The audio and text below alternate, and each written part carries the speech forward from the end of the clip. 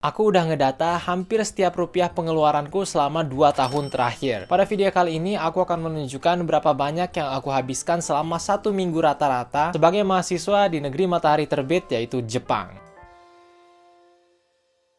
Video ini berguna bagi teman-teman yang penasaran kira-kira biaya hidup di negara maju seperti Jepang itu seperti apa, terkhusus sebagai mahasiswa. Ini juga berguna bagi teman-teman yang tertarik terjun ke dunia kreatif atau freelancing dan melihat kira-kira sustainable gak dengan income yang didapatkan untuk punya gaya hidup tertentu, yang dimana di kasus ini gaya hidup mahasiswa di Jepang. Aku rasa akan lebih bagus bila banyak orang lebih transparan dengan kondisi finansial mereka, tentunya sampai skala tertentu, karena dengan ini orang lain juga jadi bisa belajar. Akan timbullah percakapan tentang ini dan itu, gaji yang sesuai itu seperti apa, dan semacamnya. Jadi dengan memberikan angka yang real seperti ini, semoga aku juga bisa membantu mempercikkan percakapan itu. Sebagai konteks, aku saat ini mahasiswa tapi juga udah bekerja. Mungkin aku bukan karyawan di kantor, tapi aku freelance, aku punya channel YouTube, dan juga sumber pendapatan lainnya. Untuk mensustain bisnis ini secara keseluruhan, aku juga berlangganan berbagai aplikasi, punya anggota tim yang diberikan gaji setiap bulannya, sehingga mungkin ada beberapa item dalam daftar pengeluaranku yang nggak dibutuhkan mahasiswa pada umumnya. Aku juga kuliah dengan beasiswa, meski beasiswanya nggak full, tapi udah cukup banyak sehingga kurang-kurang sedikit bisa aku tutup dengan relatif nyaman melalui pendapatanku. Nah, di video ini aku memilih 1 minggu random yang kira-kira merupakan pengeluaran rata-rataku untuk gaya hidup santai. Aku merasa bahwa aku bisa memenuhi kebutuhan-kebutuhan dasar sambil coba have fun, enjoy, dan belajar setiap harinya. Langsung aja kita mulai ke minggu pertama. Mungkin kita bisa mulai dari tempat tinggalku dulu. Saat ini aku sedang tinggal di asrama, wajib untuk tahun pertama. Aku membayar sekitar Rp5.800.000 per bulan, yang berarti per minggunya itu ada di sekitar Rp1.450.000. Kemudian langsung pengeluaran di hari pertama, aku memilih hari Minggu, di mana ini adalah hari biasanya aku melakukan belanja bulanan. Biasanya untuk belanja bulanan ini aku melakukan 2 minggu sekali. Nah, untuk groceries atau belanjaan selama 2 minggu, aku menghabiskan sekitar Rp750.000, yang berarti kalau kita bagi 2 untuk per minggunya jadi Rp375.000. Isi belanjaan bulananku kurang lebih kayak begini. Biasanya ada sayur-sayur segar, ada telur, ada bumbu-bumbuan, saus, roti, selai, dan semacamnya. Nah, untuk dari asramaku ke pusat kota di mana aku belanja, jaraknya sekitar 11 km satu arah, di mana kalau misalnya dengan tiket bolak-balik itu harganya jadi sekitar 80 ribuan rupiah. Tapi untuk hari ini aku ada jadwal lari, jadi aku barengin aja dari asrama ke pusat kota aku lari, kemudian pas pulangnya lagi baru aku naik bus. Nah, untuk perjalanan satu arah ini aku habis Rp40.000. Setelah lari, aku stop sebentar di 7-Eleven untuk membeli roti, onigiri, dan susu dengan harga total sekitar Rp67.000. Kemudian di hari kedua, aku cuma ada satu pengeluaran, yaitu untuk buku bacaan. Untuk buku sendiri, biasanya aku beli 2-3 buku per bulannya. Untuk hari kedua ini nggak ada pengeluaran untuk makanan dan semacamnya, karena makananku di hari ini masak dengan bahan-bahan yang aku beli di hari sebelumnya. Di hari ketiga, aku juga hanya punya satu pengeluaran, yaitu pengeluaran untuk makan di kantin kampus. Di hari ini aku makan bareng teman-teman kelompokku. Menurutku penting bagi kita untuk bersosialisasi juga kadang-kadang, dan meskipun aku ada bahan, tapi aku rasa kayak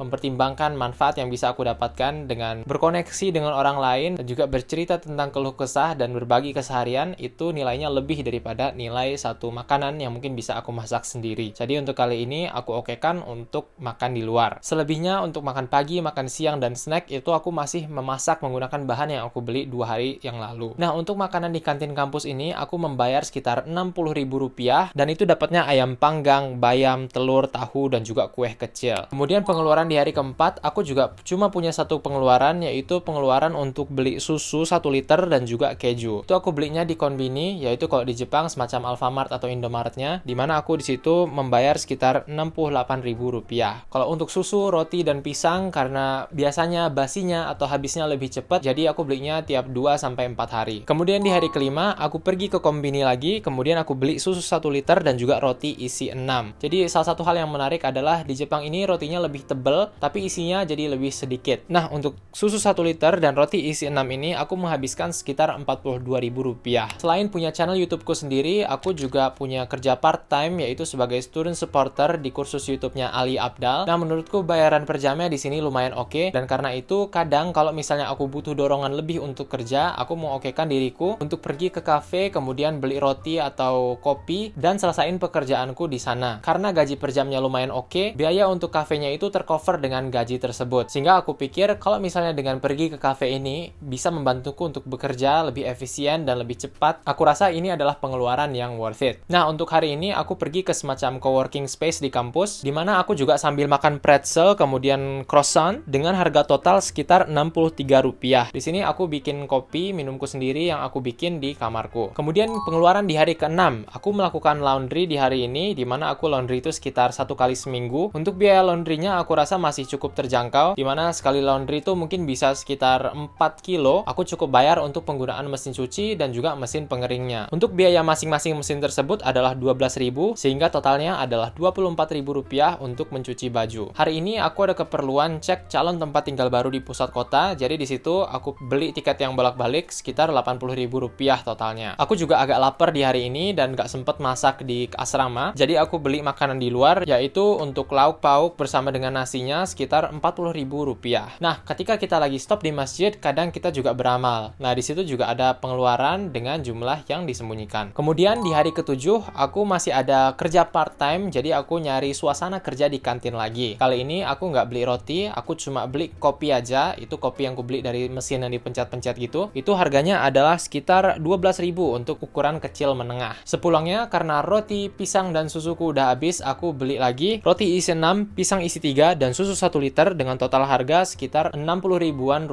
Nah, itu pengeluaran sehari-hari selama 1 minggu. Sekarang aku akan menjabarkan pengeluaranku untuk langganan dan hal-hal opsional. Ini seperti misalnya Netflix atau program editing dan semacamnya.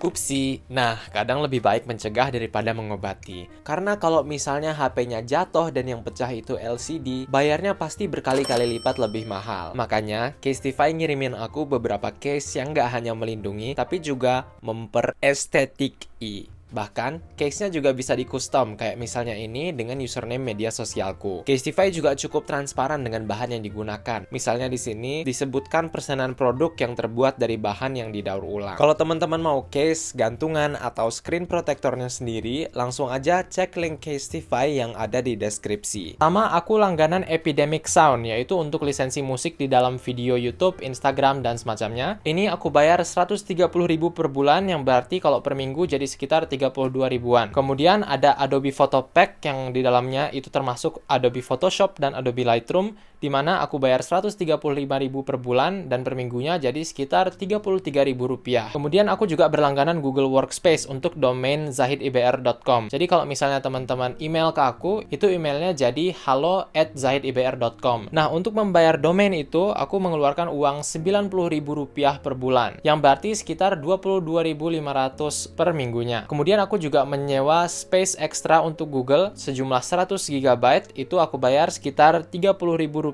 per bulan, berarti per minggunya sekitar Rp7.500. Kemudian aku juga berlangganan Netflix. Ini aku membagi langganannya dengan keluargaku yang lain. Jadi katakan di keluargaku ada 4 orang yang make. Aku cuma bayar 1/4-nya, yang berarti aku membayar sekitar Rp45.000 atau sekitar Rp11.000-an per minggunya. Kemudian aku juga berlangganan Spotify. Spotify ini sama dengan Netflix, aku bagi dengan anggota keluargaku. Aku bayar Rp25.000 per bulan atau sekitar Rp6.250 per minggunya. Kemudian aku juga banyak mengambil foto dan video di HP. HP-ku ini memori dasarnya cuma 128 GB, dan karena cepet banget penuhnya, aku jadi berlangganan iCloud. iCloud yang kupilih itu yang 2 TB, dimana untuk 2 TB ini aku membayar Rp152.000 per bulan, yang berarti aku membayar sekitar Rp38.000 per minggunya. Kemudian aku juga punya kartu SIM dengan data internet sejumlah 50 GB setiap bulan dengan harga sekitar Rp152.000, yang berarti per minggunya aku juga membayar Rp38.000. Kemudian untuk memastikan channel YouTube ini berjalan dengan mulus, aku juga mempekerjakan 2 orang, karena kenyataan bahwa kerja di YouTube, kerja kreatif, freelance, dan semacamnya itu pendapatannya suka tentatif. Kadang suatu bulan tuh tinggi banget, kadang besoknya nggak dapet sama sekali. Jadi range untuk gaji yang didapatkan oleh anggota timku juga cukup besar. Paling enggak untuk bayar gaji itu aku bayar sekitar 1,8